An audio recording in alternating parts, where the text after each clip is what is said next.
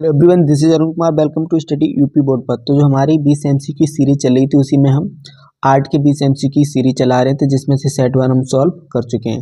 इससे हमारा set 1 solve हो चुका है। अगर आपने वो वीडियो नहीं देखी है तो इस वीडियो के डिस्क्रिप्शन में लिंक मिल जाएगी, वहाँ से आप वो वीडियो भी चेक कर सकते हैं। तो हम हमारा सेट नंबर 2 है, जिसमें हम 20 एमसीक्यू को कंप्लीट करेंगे। और मैंने जैसे बताया था ये 6 से 7 क्लासेस होंगी, जिसमें 20 एमसीक्यू परमानेंट डेली कराऊंगा। ये आपकी एग्जाम में आने वाली एग्जाम में काफ़ी इंपॉर्टेंट क्वेश्चन होने वाले हैं। आपकी जो 2025 में एग्जाम दोगे उसमें से कोई भी एक भी क्वेश्चन नहीं छूटेगा। आप सभी के सभी 20 के एमसीक्यू कंप्लीट करके आएंगे। तो चलिए फिर इससे आगे सीरीज को कंटिन्यू करते हैं। तो हमारा फर्स्ट क्वेश्चन दिया गया था, पूछा गया है पीले रंग का विरोधी रंग कौन सा होता है। यानी पूछा गया है कि पीला रंग का विरोधी रंग कौन सा होता है। जैसे सफ़ेद का विरोधी रंग काला होता है, ऐसे पूछा है पीले का विरोधी रंग कौन सा होता है। तो पीले का विरोधी रंग होता है नीला। आंसर क्या हो जाएगा? नीला। नेक्स्ट क्वेश्चन देखते हैं।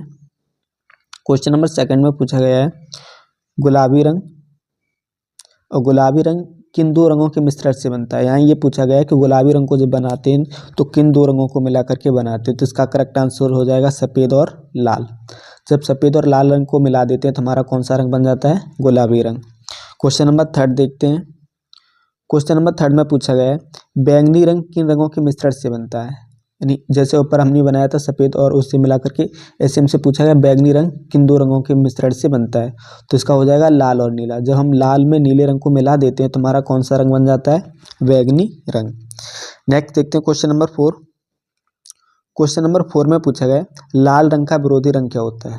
फिर जस्ट वही क्वेश्चन आ गया जिससे हमने पूछा गया था सफ़ेद का विरोधी काला। इसी हिसाब से पूछा गया लाल रंग का विरोधी रंग कौन सा हो जाता है। तो लाल रंग का विरोधी रंग हो जाएगा हरा रंग। ऑप्शन ए करेक्ट हो जाएगा, हरा रंग। क्वेश्चन नंबर 5 देखते हैं। क्वेश्चन नंबर 5 में पूछा है किस नंबर की पेंसिल हल्की रेखा खींचती है। मतलब पूछा गया जब हमें कोई हल्की लाइन खींचनी होती है तो किस नंबर की पेंसिल को हम यूज़ करते हैं। तो इसका आंसर हो जाएगा 2H। जब हम 2H की पेंसिल को यूज़ करते हैं तो हम हल्की लाइन की रेखा को खींचते हैं। क्वेश्चन नंबर 6 में पूछा गया है ज्यामितीय आलेखन का निर्माण होता है। यानी ज्यामितीय आलेखन का निर्माण किस प्रकार से होता है। तो ज्यामितीय आलेखन का निर्माण ज्यामितीय तत्वों से ही होता है।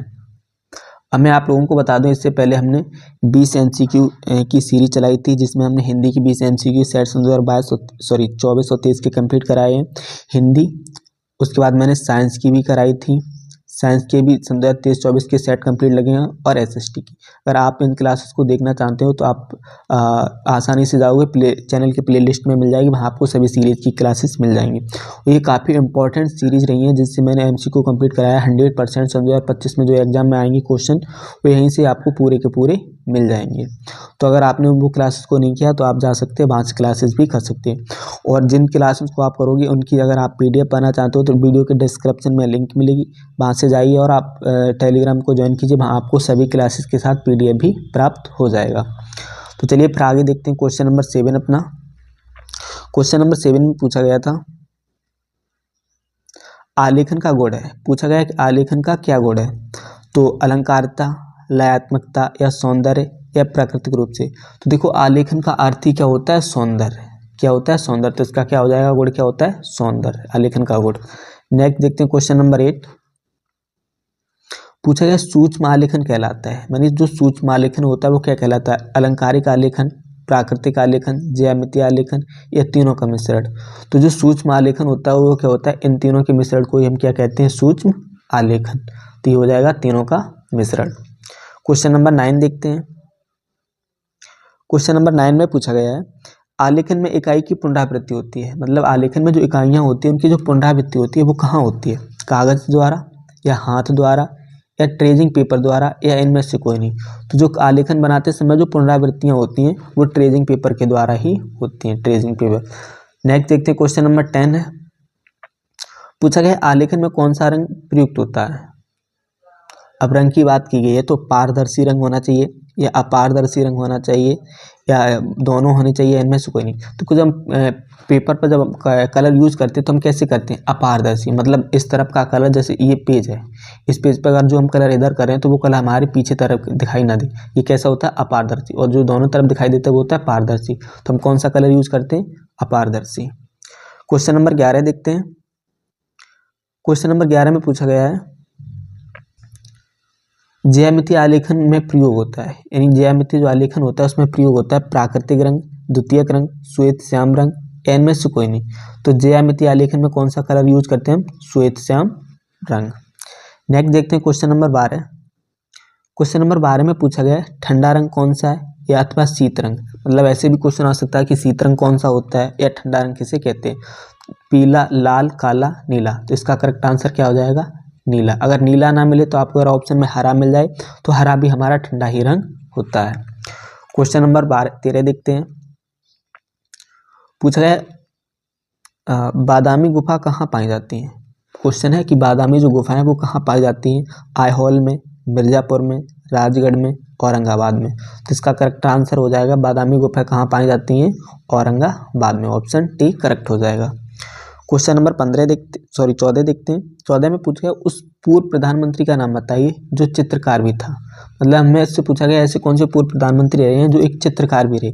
तो चंद्रशेखर, नरसिम्हा राव, बीपी सिंह, इंद्रदेव गुजराल। तो इसका करेक्ट आंसर हो जाएगा बीपी सिंह। बीपी सिंह एक चित्रकार भी थे। नेक्स्ट देखते हैं। पूछा गया चित्रकला की किस श्रेणी में आती है। मतलब चित्रकला है जो किस श्रेणी में आती है। श्रव्य में आती है, दृश्य में आती है, या दृश्य श्रव्य दोनों में है, या इनमें से किसी में नहीं। तो जो हम चित्रकला होती है वो हमारी किस में आती है? दृश्य। सीनरी वगैरह जो दृश्य में लगाया जाता है वो चित्रकला होती है। क्वेश्चन नंबर 16 देखते हैं। 16 में पूछा गया बोधिसत्व ब्रजपाणी चित्रण किस शैली के अंतर्गत किया जाता है। मतलब जो बोधिसत्व का जो ब्रजपाणी होता है वो किस शैली में चित्रण हुआ। तो अजंता, पहाड़ी, राजस्थानी या मुगल। तो आपको पता है कि अजंता की गुफाओं में हमेशा जो बनाई गई हैं वो बोधिसत्व जो ब्रजपाणी भी बनाया गया है वो किस शैली में बनाया गया? अजंता की शैली में। क्वेश्चन नंबर 17 देखते हैं। पूछा गया व्हाटमैन पेपर किस माध्यम में होता है। व्हाटमैन पेपर का जो हम प्रयोग करते हैं वो किस माध्यम में करते हैं। जल माध्यम में, तेल माध्यम में, टेम्परा माध्यम में, या चूड़ित में।